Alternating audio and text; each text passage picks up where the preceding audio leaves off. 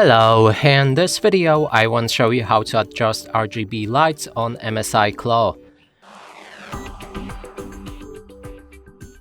To do this, first we'll need to press on this button right here, then navigate to the gear icon. Inside you should be able to find Mystic Light, and here you'll be able to change between different profiles and save your settings inside them. Now if you want to adjust them, you will need to pick a different preset like steady, breath or color cycle. That's actually not the preset, that's the style.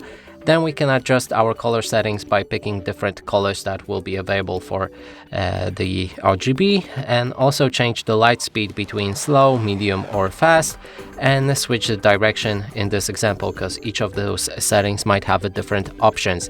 If you're ready, click on apply and your lights should change.